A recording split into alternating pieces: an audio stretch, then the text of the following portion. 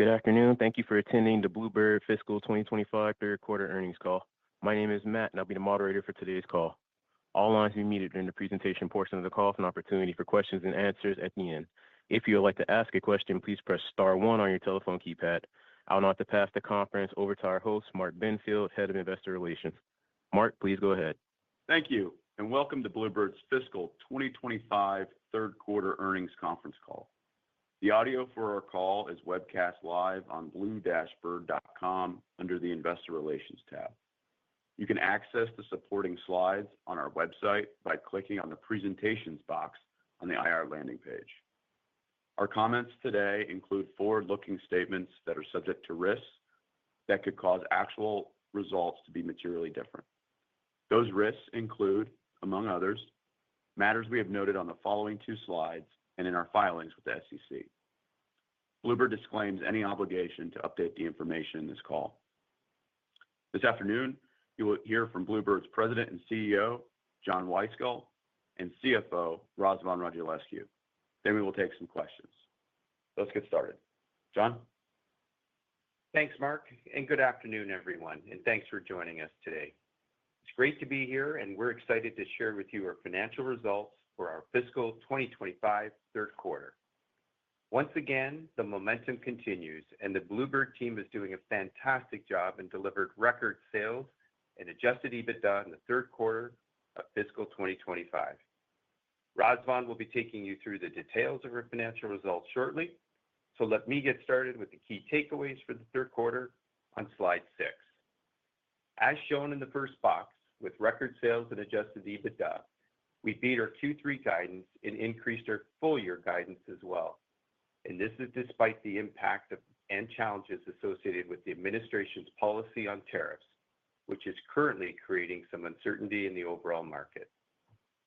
The uncertainty in pricing translated into an overall reduction in industry backlog, including ours.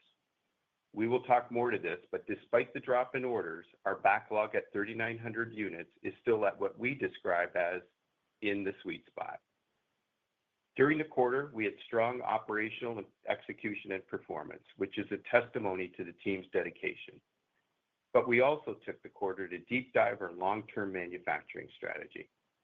As we've communicated prior, we are slated to build a new factory to support forecasted volume. But we're using this period to challenge our detailed plans and to ensure we can be even more competitive. We are looking at where we can apply production automation, automated material movement, and manufacturing execution systems which bring shop floor connectivity and ease of data collection. The objective is to build steps of cost reduction and a manufacturing roadmap into the future. This area of the business really excites me.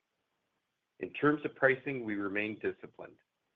Bus prices remain higher than the previous year and the previous quarter, and we remain competitive as we continue to see from our bid results and overall win rate. Our track record of dominance in alternative-powered vehicles continues. While EV demand softened, again with all the tariff uncertainty, the outlook in this area remains strong. Alt-Power is a segment we created more than 15 years ago, and we remain in the lead position. Earlier, I spoke about further developing our manufacturing strategy. As we develop that strategy, we will invest in projects that have clear and strong returns. But we also will be reinvesting back into the business by developing new product features and differentiated products that will hit the market next year and the years to come. We recognize targeted investment in our operations will lead to better performance on the manufacturing side of the business, and investment in our product portfolio will grow the top line.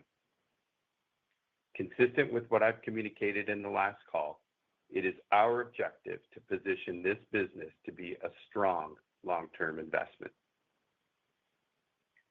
And similar to almost every business in the country, we're also dealing with the impacts of the administration's executive orders and tariff volatility. We are fortunate to be well positioned to navigate this situation to a margin-neutral outcome. Overall, adjusted EBITDA for the quarter came in at $58 million, or 14.7%. That's over $10 million better than compared to last year's third quarter.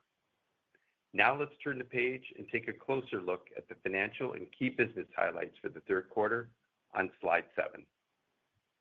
We sold 2,467 buses in the third quarter and recorded revenue of $398 million, a quarterly record and almost $65 million ahead of last year.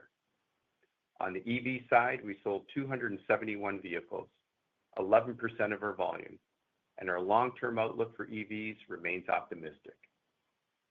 As already mentioned, adjusted EBITDA for the quarter came in at $58 million, $10 million stronger than last year, and free cash flow came in at $52 million. Razvan will talk more to this and our outlook later in this call. Turning to the right side of the page, I will start with backlog. Backlog, of course, is a function of orders and build rate, and there is no question the volatility in tariffs is having an impact on orders. The consistent movement in tariffs just creates uncertainty. It puts school districts in the mindset to purchase when things just settle down. So with that, we have taken action to offer some certainty in our pricing into next year. Razvan will talk to that further. But I will qualify a couple of other things. We can see that our order decrease between Q3 and the previous quarter matched the industry. So this is not a performance issue. And our orders for the quarter were 1% stronger when compared to last year's orders for the same Q3 period. More importantly, the fundamentals are still there. The fleet is aging, we're coming into a heavy replacement cycle, and there has been an industry supply issue the last few years, leaving pent-up demand. So all of this points towards this situation being temporary rather than long-lasting or structural. And to put it in context, we have consistently said that our sweet spot is in the 4,000 unit range for backlog. Third quarter average selling price for buses was up almost $7,700 per unit. But of course, this includes the tariff recovery as part of our margin neutral tariff strategy. And with tariffs excluded, pricing was still up quarter over quarter. And part sales totaled $26 million in Q3. All powered buses represented a strong 61% of unit mix in Q3. Again, this compares with a typically less than 10 to 15% mix for our major competitors. And we benefit from higher margins and higher owner loyalty with our gas and propane products, as we are the exclusive supplier to the industry today. At the end of the quarter, we had a combined 1,200 EVs either booked or in our order backlog. Our latest forecast reflects approximately 900 EV unit sales for the full year. Overall, we remain optimistic on EVs in the bus sector. EVs are a perfect fit for the school bus market when you look at the duty cycle, available charging intervals, range, and the proven health benefits to our children. The current EV backlog is over 500 buses and represents $174 million in revenue. Throughout the quarter, it was very encouraging to see rounds 2 and 3 of the EPA Clean School Bus Program continuing to flow to our end customers. And we are seeing rounds 4 and 5 are still in play. We are hopeful to soon hear when and how these funds will be administered. And reimbursement funds continue to flow for our $80 million MESC grant with the DOE. This is for further funding towards our new plant in Fort Valley. As a reminder, this project adds 400 well-paying American jobs to a century-old American company and an iconic brand to build school buses, providing our children with the benefits of clean air. As I said in our prior earnings call, it really is a great story. As a special note, during the quarter, we started production in our Microbird Plattsburgh, New York plant. Microbird is a joint venture between Blue Bird and Giordin. The new plant manufactures small buses, primarily targeting the Buy America U.S. shuttle bus market. As a reminder, this new segment entry was announced in December 2024 and will double our small bus capacity. I would like to congratulate the entire Microbird team for doing an outstanding job. Similarly, we've continued to make progress on our Bluebird commercial chassis, which I spoke to last quarter. We are entering the final testing phase now and will be moving into production in 2026. This chassis is targeted to be best in class, and we are excited about the opportunity. But back to the overall business. We beat our guidance for the 11th consecutive quarter and are increasing our full year guidance. With a 14.7% adjusted EBITDA margin and record profits in Q3, I'm very proud of our team's accomplishments. So I'd like to now hand it over to Razvan to walk you through our fiscal 2025 third quarter financial results and full year guidance in more detail. Razvan? Thanks, John, and good afternoon. It's my pleasure to share with you the financial highlights from Blue Bird's fiscal 2025 third quarter and year-to-date results. The quarter end is based on a close date of June 28, 2025, whereas the prior year was based on a close date of June 29, 2024. We will file the 10-Q today, August 6, after market close. Our 10-Q includes additional material and disclosures regarding our business and financial performance. We encourage you to read the 10-Q and the important disclosures that it contains. The appendix attached to today's presentation includes reconciliations of differences between GAAP and non-GAAP measures mentioned on this call, as well as other important disclaimers. Slide 9 is a summary of the fiscal 25 third quarter record financial results. It was another great operating quarter for Blue Bird with highest ever EV volume, and we beat our guidance provided in the last earnings call. In fact, we delivered again the best quarter ever in terms of both top line and bottom line, as a testament of our continued profitable growth journey. The team pushed hard and did a fantastic job generating 2,467 unit sales volume, which was 15% above prior year level. All-time quarterly record net revenue of $398 million was $65 million or 20% higher than prior year, driven by product mix and pricing actions that materialized in this quarter. Adjusted EBITDA for the quarter was an all-time record $58 million, driven by improved bus margins, partially offset by increased investments in headcount, engineering, and business growth areas. The quarterly adjusted free cash flow was very strong at $52 million and $56 million higher than the prior year. This result was due to continued strong profitability across all bus and powertrain types, strategic cost management, and small improvements in working capital. Looking on the right side at the first 9 months of the fiscal year, we crossed already the $1 billion mark and posted all-time record revenue of $1,071 million and all-time record adjusted EBITDA of $153 million, both improved versus then record last year's first 9 months. Moving on to slide 10, as mentioned before by John, our backlog at the end of Q3 is just under our sweet spot at almost 4,000 units. While the tariff uncertainty significantly reduced orders in Q3, based on discussions with our dealers and customers and fundamental industry dynamics, we believe that this is temporary, and we expect the pace of orders to pick up in the rest of calendar 2025. Actually, with many trade deals already completed, for example, China and the European Union, and with USMCA still in effect, our line of sight to our costs has improved, and we implemented in July pricing actions that provide stability through the end of March. Our backlog at the end of Q3 includes over 500 EVs. Rounds 2 and 3 of the Clean School Bus program are flowing again, as confirmed by the EPA in April, and the funding for rounds 4 and 5 is still in play in the future. Breaking down the Q3 $398 million in revenue into our two business segments, the bus net revenue was $372 million, up by $64 million or 17% versus prior year, due to higher EV mix and improved pricing across non-EV products. As a result, our average bus revenue per unit increased from $143,000 to $151,000, or approximately 5%, of which approximately 2% is related to tariffs passed through. EV sales in Q3 were a record 271 units, which is 67 units or 33% higher than last year. Parts revenue for the quarter was flat year over year at $26 million. Gross margin for the quarter was 21.6%, or 80 basis points higher than last year, in line with our targets. Also, the team has done a great job managing the tariffs with our supplier partners and with our customers, and as a result, our margins have not been negatively impacted during this quarter.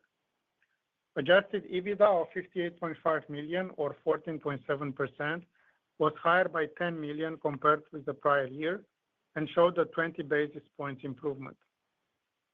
In fiscal 25 Q3, adjusted net income was a record $39 million, or $8 million higher than last year.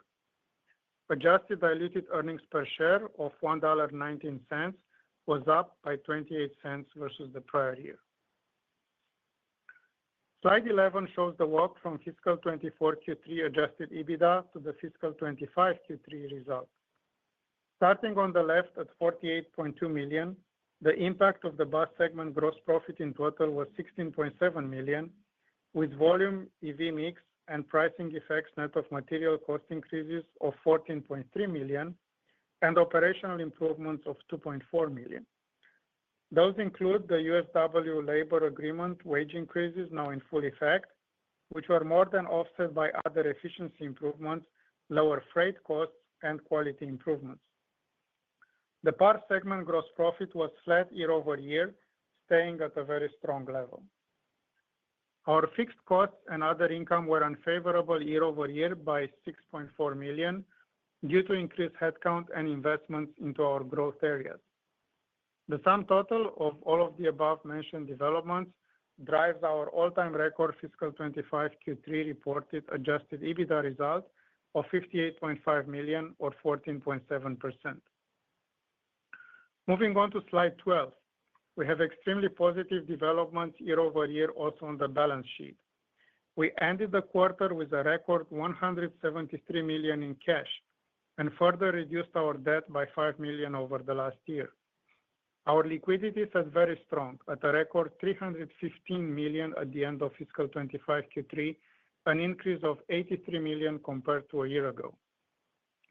Additionally, we have executed another $9 million tranche of share repurchases, which brings us to $49 million completed over the last 12 months, with another $11 million left to go on the existing program. More good news on this on the next slide. The operating cash flow was very strong at $57 million, driven by great operational execution and margins and small improvements in working capital. On slide 13, we would like to give you an update of our capital allocation strategy for the next 2 years, fiscal 26 and fiscal 27, and the new exciting share repurchase program recently approved by our board. Our capital allocation strategy balances investments for long-term profitable growth, return of value to our shareholders, and maintains a conservative cash position. On the left side, our $475 million sources of cash consist of very strong cash flow from operations after tax and interest of $300 million over 2 years, plus existing cash of approximately $175 million. We do not expect at this point to add new debt over this period. However, we do have borrowing capacity both on the revolver and in our long-term debt agreement should this become necessary. On the right side, we have 3 uses of cash: organic and inorganic growth, shareholders, and small debt repayments. As far as growth is concerned, we plan to invest approximately $150 million over 2 years with the MESC program for the new plant and other manufacturing expansion and automation projects. And we have a not to exceed $50 million over 2 years in each of these categories: R&D and engineering expenses, CapEx for growth and maintenance, and potentially small M&A activities. Moving on to shareholders category, we are very happy to announce our next stock buyback program for up to $100 million over the next 2 years. This is supported by our strong existing cash position and free cash flow generation, and we believe it is the best way at this point to return value to our shareholders in parallel with our profitable growth investments. Finally, in addition to the required term loan principal payment of $5 million per year, we plan to maintain a conservative cash balance at each year end in excess of $50 million. On slide 14, given our strong performance year to date, today we are raising our full year guidance for fiscal 25 to $210 million adjusted EBITDA and 14.5%. But first, looking at Q3 actuals, we have beat once again our guidance this past quarter, so we had a very strong and record-breaking first 9 months for the fiscal year. On the Q4 adjusted EBITDA side, we are increasing the bottom end and midpoint of our guidance given the higher certainty on tariffs. For the total year, we are tightening our revenue guidance to approximately $1.45 billion, and we are raising our adjusted EBITDA to $210 million, or 14.5%, with a narrowed range of $205 to $215 million. Moving to slide 15, in summary, we are forecasting an improvement year over year, with revenue up to approximately $1.45 billion, adjusted EBITDA in the range of $205 to $215 million, or 14.5%, and improved adjusted free cash flow of $90 to $100 million. The free cash flow guidance is in line with our typical target of approximately 50% of adjusted EBITDA, and it includes on top the extraordinary CapEx of now up to $10 million as our 50% fiscal 25 portion of the new plant investment funded by the DOE MESC grant, which is currently proceeding, albeit slower than initially planned. The delay in spending is due to the comprehensive review of our manufacturing long-term strategy conducted by the team this summer under the leadership of our new CEO. We are reevaluating our strategy and its supporting manufacturing footprint for long-term success. Some new elements we are considering, for example, are opportunities for automation in the new plant, which could reduce our costs and make us even more competitive in the marketplace. On slide 16, we want to share with you our initial thoughts on fiscal 26 business environment and preliminary guidance. We continue to have a number of both tailwinds and headwinds at play this year. As tailwinds, we have strong bus demand, stable pricing, and a solid industry backlog. We offer not only diesel and gasoline school buses, but we have the only propane fuel school bus in the industry, with clean fuel and best-in-class total cost of ownership. We are also leading in the EV segment with over 2,000 EV buses on the road. The state subsidies continue to be strong. EV pure play competitors have gone out of business in the US, and we have already over 1,200 EVs sold and in backlog at the end of June. As headwinds, there is still some demand uncertainty driven by tariffs. However, the situation has been improving and it appears to be stabilizing at reasonable levels. On the labor front, our second year of the USW union contract provides for predictable wage increases. However, our healthcare and insurance costs continue to increase year over year. The material cost and supplier inflation pressures are still present, and the newly implemented tariffs are impacting our cost of goods sold over time, with bus pricing countermeasures already announced, driving to a margin-neutral outcome. In summary, we are preliminary guiding units to 9,500, including 750 EV buses and approximately 100 propane commercial chassis, driving revenue to $1.5 billion and adjusted EBITDA of $220 million, or 14.5%. Moving on to slide 17. Given our strong business momentum, today we are raising the medium-term outlook to 15% margin, with volumes of up to 10,500 units, including 500 commercial chassis, generating revenue around $1.6 billion, and with adjusted EBITDA of approximately $240 million. Starting in 2029 and beyond, our long-term target remains to drive profitable growth to now even higher levels, towards $1.8 to $2 billion in revenue, comprising of 12,000 to 13,500 units, including 1,000 to 1,500 units commercial chassis, and generate EBITDA of $280 to $320 plus million, or 15.5% to 16% plus at best-in-class levels. The profitable growth comes not only from improved EV mix, driven by sustained state funding and improved EV total cost of ownership over time, but also from our new Bluebird commercial chassis addressable market expansion, as well as our Microbird joint venture new plant expansion in the US. We continue to be incredibly excited about Bluebird's future, and now I'll turn it back over to John. Thank you, Razvan. Let's move on to slide 19. We've shown this slide on several earnings calls, so I won't spend too much time on it today as the priorities remain consistent.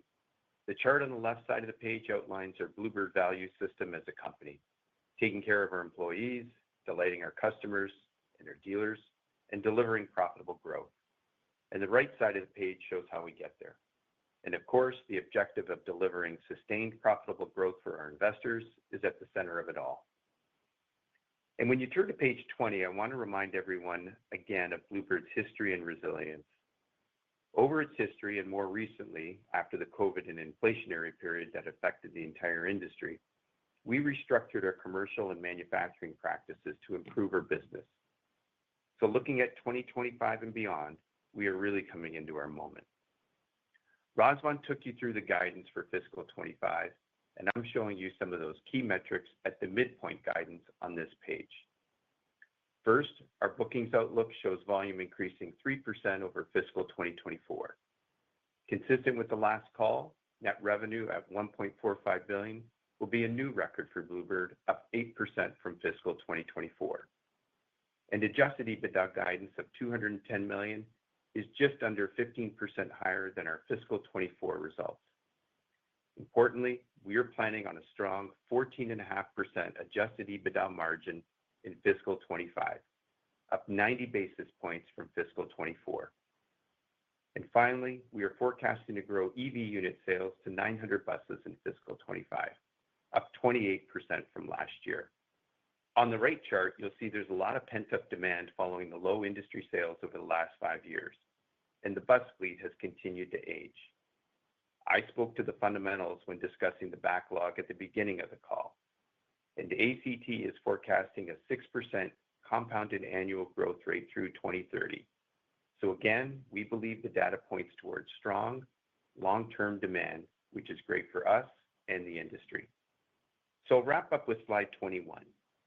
First, this great company and iconic brand is almost 100 years old. Bluebird has stood the test of time, and it continues to be poised for an exciting future. We remain confident that the Clean School Bus Funding Program will continue. It's a bipartisan initiative.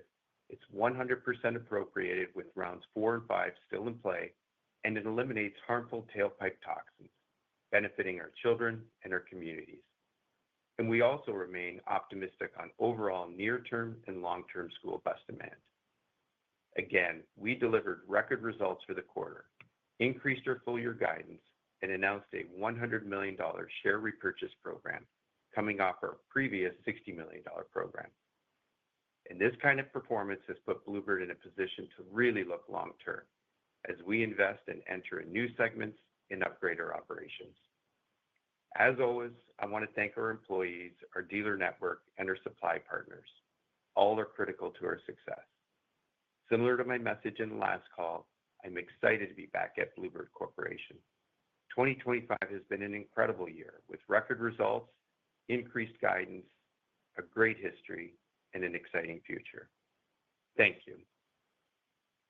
So that concludes our formal presentation today, and I'd like to now hand it back over to our moderator for the Q&A session. If you would like to ask a question, please press star followed by 1 on your telephone keypad. If for any reason you would like to remove that question, please press star followed by 2. Again, to ask a question, press star 1. As a reminder, if you're using a speakerphone, please remember to pick up your handset before asking your question. We'll pause here briefly as questions are registered.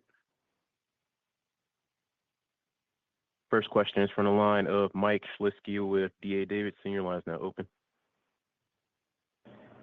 Yes, good afternoon. Thanks for taking my questions here. Maybe if you could touch first on the order and backlog commentary that you've given us. I guess it's a two-part question. I mean, first, order season doesn't really start until after the holidays, after like January or so, when folks plan for next year. It's usually a pretty slow season this summer. So I was just kind of curious first if there's any seasonality we should be thinking about here, or we're not going to know what's kind of really happening until January, February.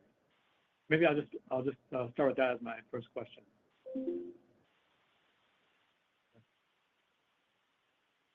Yeah, thanks, Mike. Look, maybe I'll just touch on a couple things in general on the backlog side, just for some data points. So First of all, I want to just compare Q2 to Q3 and just put it in context. The drop, if you compare Bluebird to the industry, the drop was within 0.3% of each other. So really, it means Bluebird and the industry came down.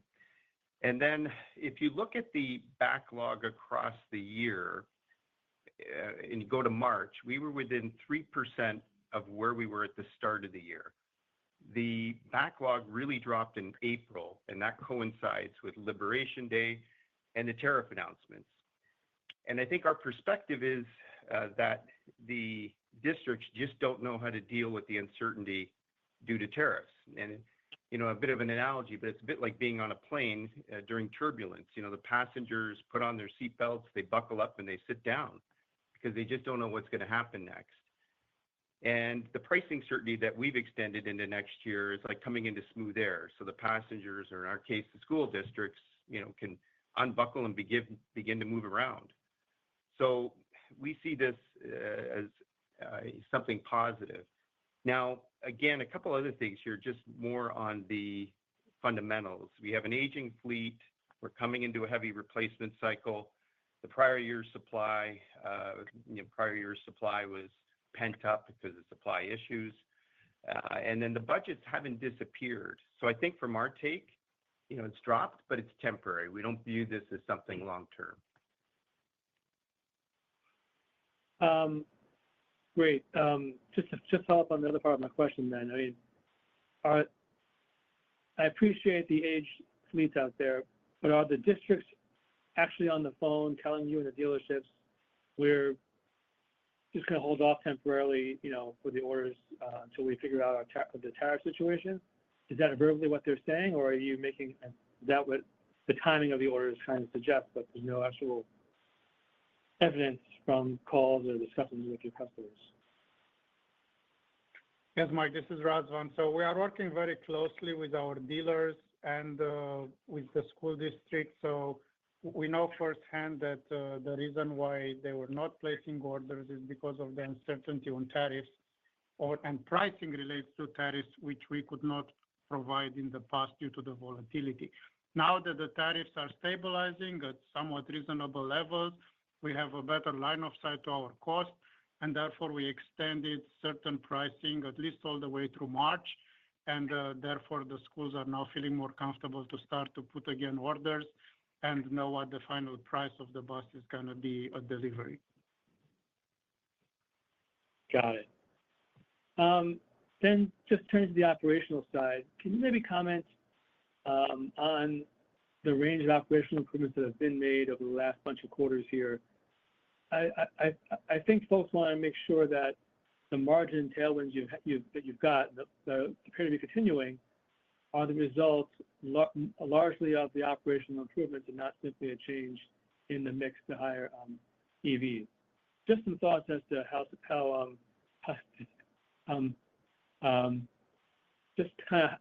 sustainable are the current margins, even if the EV volumes change up or down from here? Yes, Mike, this is Razvan. So we are working in the operations and with the entire team to identify opportunities for continuous cost improvement, for efficiencies.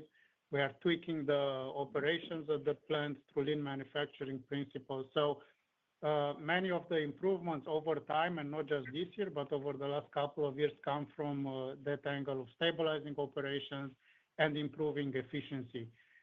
In terms of product mix, we are less sensitive than in the past to product mix. As we said multiple times, our gross margins are roughly the same percentages across all powertrain types. So therefore, we are very confident that our margins are sustainable, and we are projecting same or improving slightly in the near future. Yeah, and hey, Mike, just a couple things to add too. I think if you look at the historical improvement we've had, say the last couple of years, it's been on the lean manufacturing or the elimination of waste side. And I think if we look ahead, based on the initiative we're kicking off now, the benefits we'll see in the future are more through automation.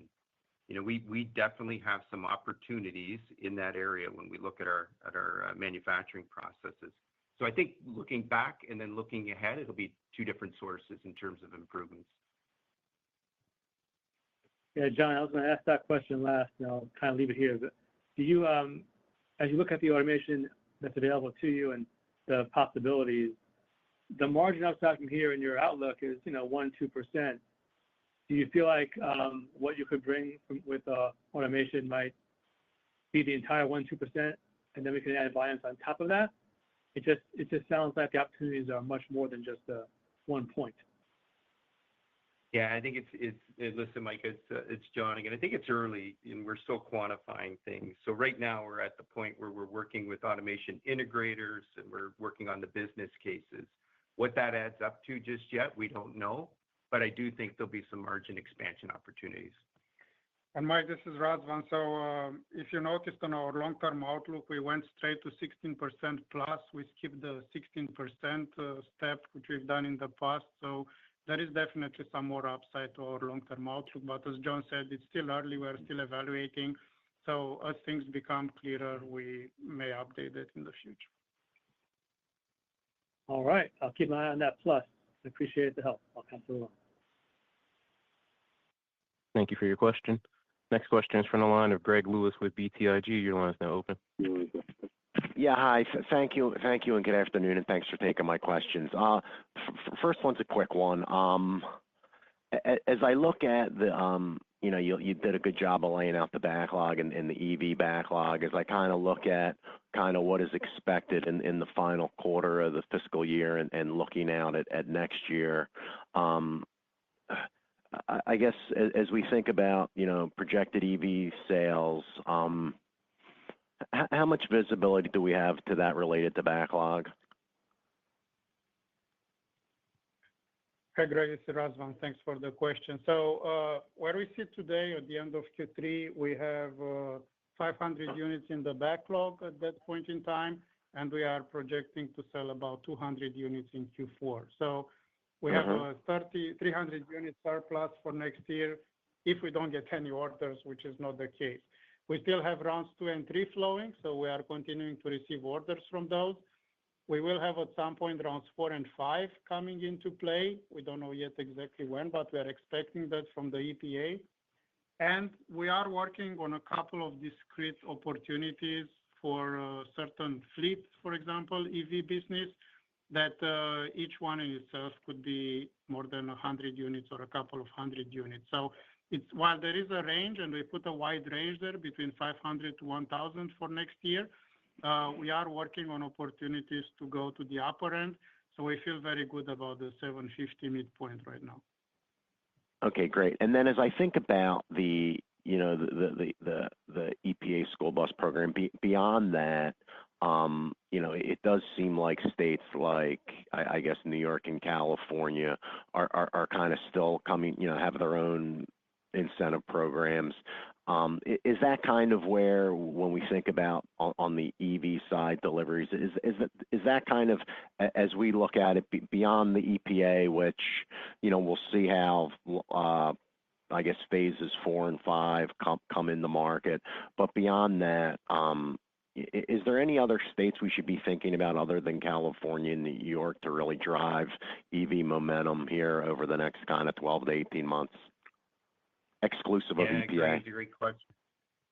Yeah, no, it's a great question. So, of course, we talked about rounds 4 and 5, and then you have state funding as well. There's about $1 billion plus approved there. And some of the states you've already touched on, New York, California, Oregon, Illinois, Michigan. I mean, those are the prime states. And then as well, as Razvan mentioned, some discrete opportunities as well. So I think there's definitely opportunity looking at that when you boil it down to the state side.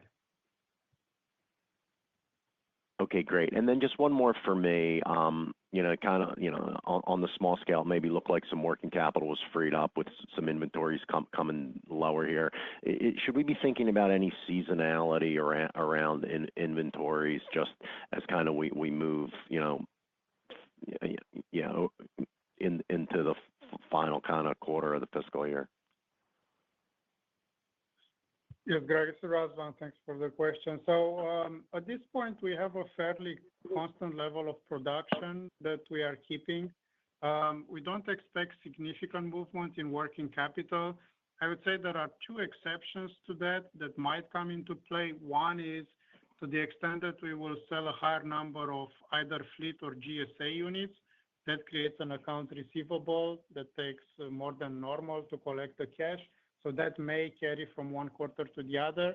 And then secondly, to the extent that we decide is necessary from a supply chain, either stability or tariff play, we might do some pre-buy of inventory to ensure we can produce and we can lock in certain prices. So those are the two things, but again, they come throughout the normal course of business, and to the extent that they happen, we will inform you about them in our next quarterly earnings calls. Great, super helpful, thanks, and congrats on a great quarter. Okay. Thanks. Thank you for your question. Next question is from the line of Eric Stine with Craig-Hallum. Your line's now open. Hi, everyone. Thanks for taking the questions. Eric. Hey, so when we think about the electric school buses, and obviously given battery prices and prices higher and the funding uncertainty, although reasons to be cautiously optimistic, just curious, I mean, are you seeing school districts opt to go propane? Maybe if you are, the extent of that and any potential share gains or conquest wins from other OEMs? Eric, this is Razvan. Thanks for the question. So at this point, we haven't seen a direct substitution from EV to propane. However, we know our propane offers the lowest total cost of ownership for the school district. So those that are focused on that aspect choose to go the propane way. And then on the EV side, it's still at this point related to the level of subsidies that are available. And those who choose to go that route usually have significant subsidies behind them. So there isn't a lot of direct crossover at this point in time. Okay. All right. Thanks for that. And then maybe if we could just touch on pricing, as I think about COVID and coming out of COVID and all the supply chain challenges and the different pricing structure and mechanisms you had to put in your contracts to protect the company. I'm thinking about that, and also thinking about that you've put in stable pricing through, I believe, March. And I know that the tariff situation has calmed down a little bit, but also know that, I mean, that can turn with a tweet. So, just curious, kind of the protections that you have in place, or maybe a different approach to be able to do that to your customers while still protecting margins.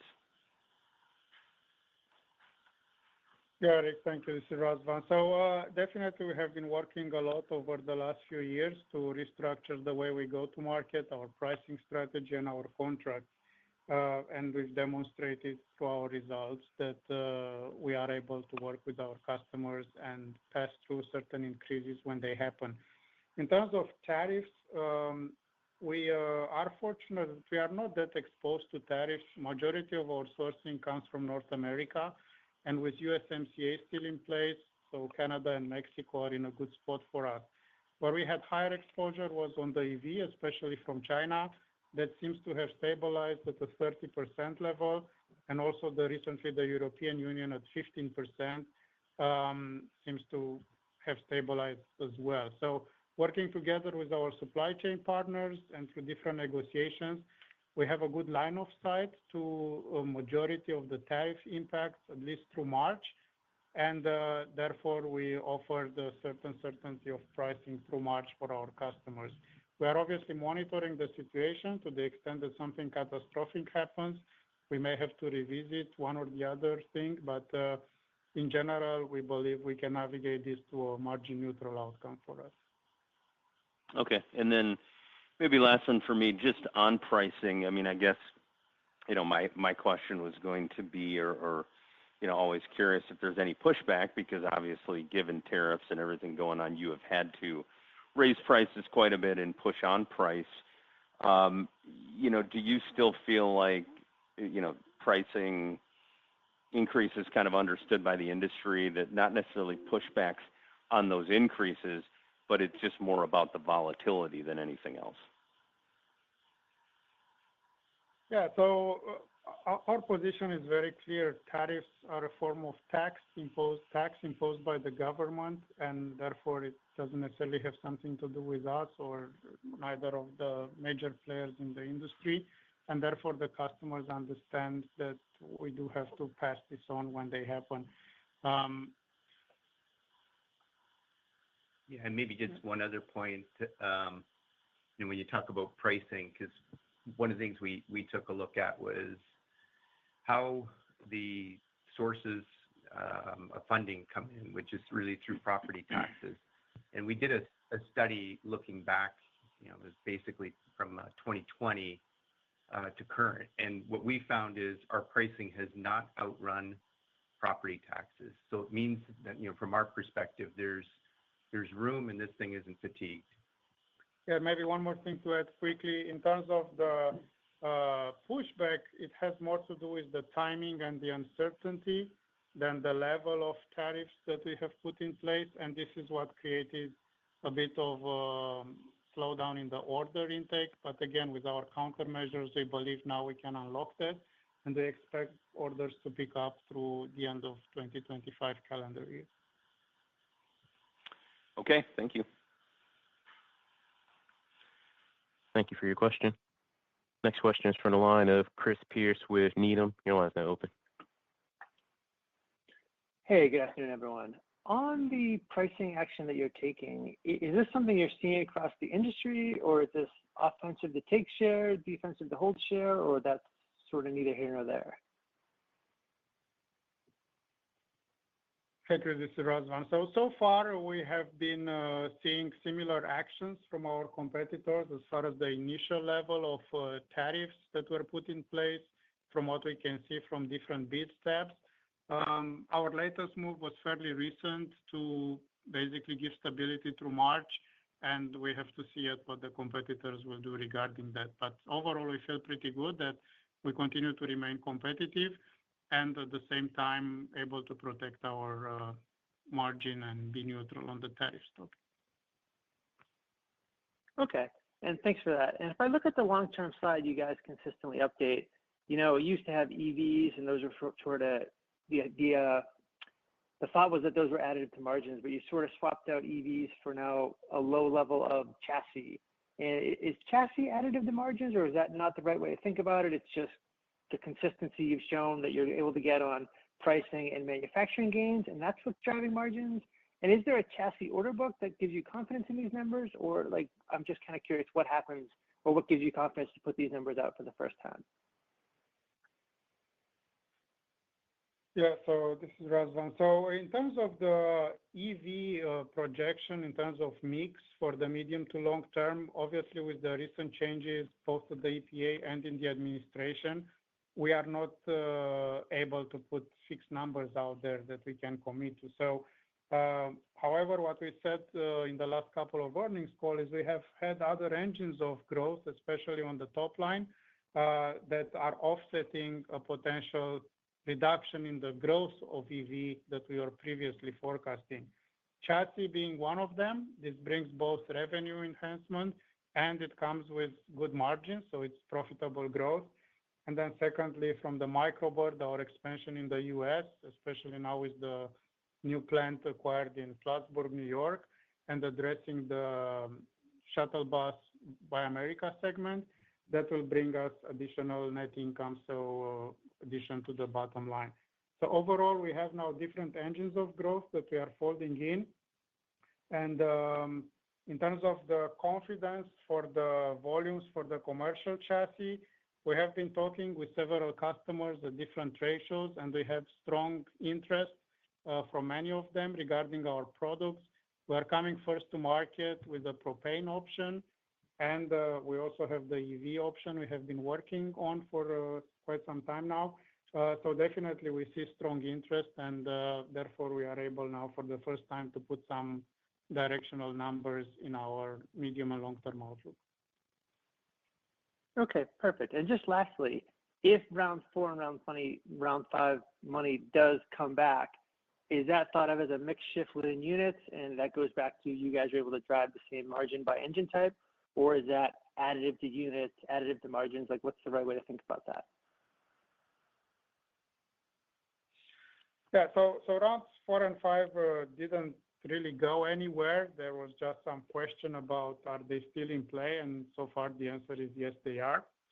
In terms of total units, at this point we maintain our stance that we want to operate on one shift, and we will be able to expand our production capacity with the new plant under the MESC program that we are continuing to refine the planning of.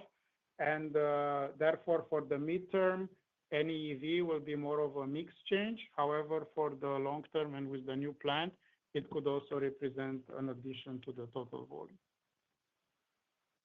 Okay. Appreciate the detail. Thanks for everything. Thank you for your question. Next question is from the line of Craig Irwin with Roth Capital Partners. Your line is now open. Good evening, and thanks for taking my questions. Hey, congratulations first on a really solid quarter here. Again, impressive execution. Definitely appreciate the discussion around pricing and parsing out the impact of tariffs and how you're able to successfully offset that. Can you maybe give us a little bit more color or remind us on your general pricing strategy? A lot of companies have a set amount of price they like to put through each year, and then they add or factor in significant changes in cost of materials or tariffs or other items. Can you maybe just walk us through your general pricing strategy and what we're likely to see out of Blue Bird in the next couple of quarters? Yes, hey Craig, this is Razvan. Thanks for the question. So we have been on a pricing strategy that has a cadence of every 6 months, so 2 price increases per year over the last more than 2 years right now. And the level of price increase was roughly 2% each time, give or take a little bit. And this was in line with our forecasted economics, inflation, different cost of goods sold increases that we see either from our own labor with the USW contract or from our suppliers. So this is the normal level that we've put in place. In terms of tariffs, we announced at the end of March, we had roughly a 2% tariff-related pricing action. And now we have put another announcement in place coming October 1st. We are adding another roughly 1 to 1.5 percentage points to that. So tariffs will go up in October, and then therefore they will also be constant through March. So that's where we are right now. Understood. Thank you for that. And then, another product that's of significant interest right now is your Class 5/6 strip chassis truck.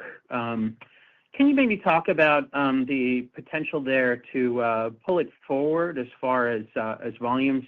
You put in a very light number as far as commitments for this next fiscal year of just 100 units. You're making it on the exact same line that you're making, or I guess you've got 2 lines where one you can run it through on the production cells. There's a hunger out there for propane, right? Your success in the school bus market has, educated the broad trucking industry on the benefits, the economic benefits of that spark spread. Can you maybe talk a little bit about the ability to pull forward some of those volumes versus what you have in your forecast? Yeah, Craig, so a couple of things. So yeah, I mean, admittedly, we took a cautious view on it. But right now we're building demos, and we're going to get those demos in the hands of people, and then it goes through some mileage accumulation. And of course, we're doing testing on the front half of the year. As Razvan mentioned earlier, all the feedback is very positive. We believe it's a best-in-class product. And then just as you mentioned, the differentiator being propane. So we think there's opportunity. But quite honestly, I think let's get this thing launched. Let's get it out in the field. And then if there's more demand, then we certainly have capacity and we have the opportunity to support that.